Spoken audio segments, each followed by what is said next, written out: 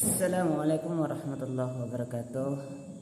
Saya Arif Eka Putra, mahasiswa Komunikasi dan Penyiaran Islam BP 2020. Di sini saya ingin membuat sebuah video untuk menanggapi untuk tugas UTS Komunikasi Antar Budaya, yaitu dengan dosen pembimbing Ibu Zafirah Qurratu Ayun.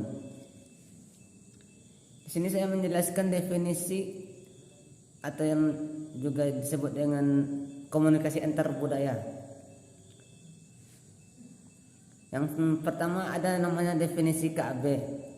Komunikasi antar budaya adalah komunikasi yang terjadi antara orang-orang yang memiliki kebudayaan yang berbeda, biasanya beda ras, etnik atau sosial ekonomi, atau gabung dari semua perbedaan ini.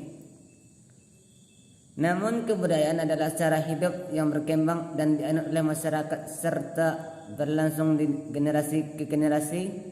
Seperti yang kita ketahui, di Indonesia kita banyak sekali budaya, ras dan lain sebagainya. Terus ada juga ruang lingkup KAB.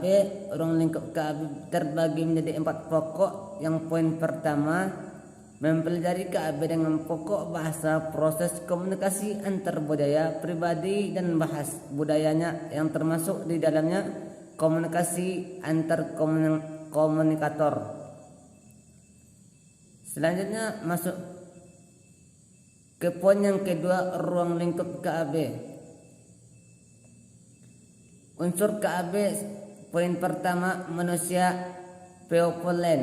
Dalam proses komunikasi, manusia tentunya melibatkan beberapa orang-orang, masing-masing memiliki 2 peran sekaligus, yaitu sebagai sumber pesan dan sebagai penerima pesan. Yang dimaksud dengan sumber pesan adalah pihak yang menginisiasi sebuah pesan, dan yang dimaksud dengan penerimaan pesan adalah pihak yang menjadi target pesan. Lanjut ke poin yang kedua, pesan atau messenger. Pesan dalam komunikasi antar budaya dapat berupa pesan verbal, dapat pesan non verbal sebagai bentuk dari gagasan atau ide pemikiran ataupun perubahan perasaan yang sumber pesan ini sampaikan atau komunikasi kepada lain atau sekelompok orang, yakni penerima pesan.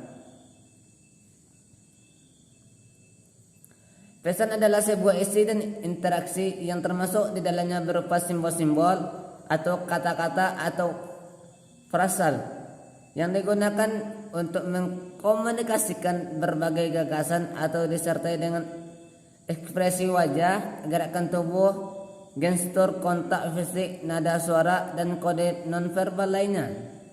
Pesan dapat disampaikan secara singkat dan mudah untuk dimengerti atau bahkan disampaikan dengan lebih panjang dan sangat kompleks.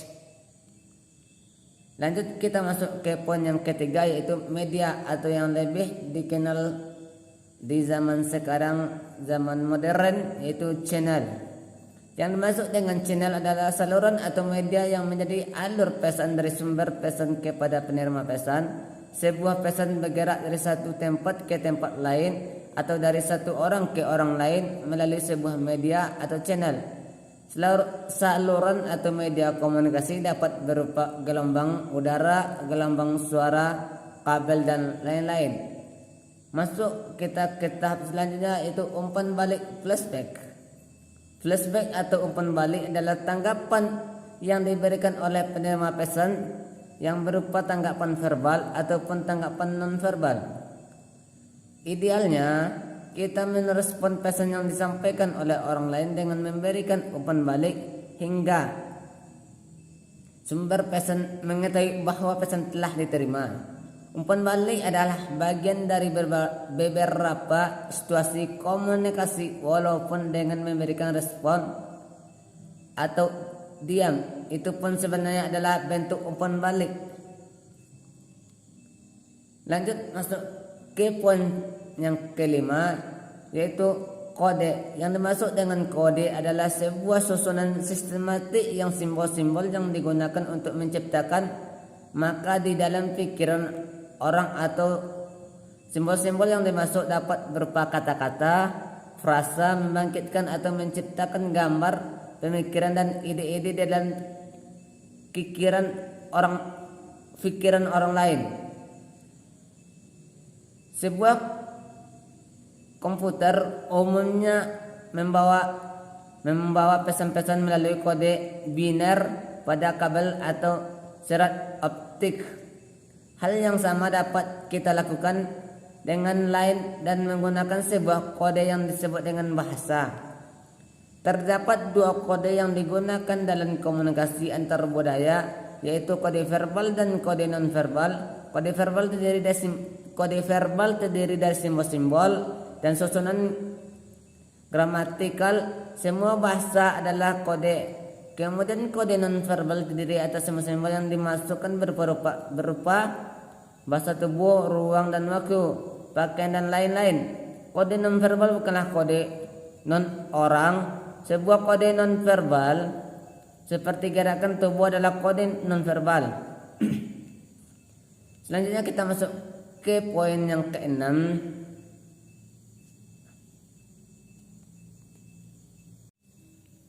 Baik, kita lanjut ke poin yang ketujuh, yaitu gangguan atau nausea. Dalam sebuah proses komunikasi, nausea adalah gangguan adalah segala bentuk interaksi dalam proses. Bentuk gangguan dapat bersifat fisik seperti suara yang keras atau sebuah perilaku yang tidak biasa.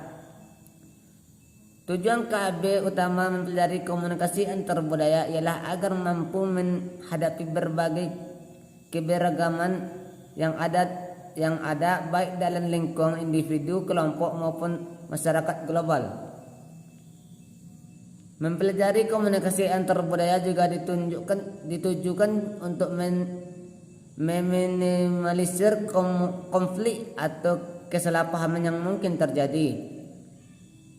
Hubungan KB dengan teori budaya komunikasi antar budaya mempunyai hubungan timbal balik seperti dua sisi mata uang. Komunikasi mempelajari budaya dan begitu pula sebaliknya budaya mempelajari komunikasi.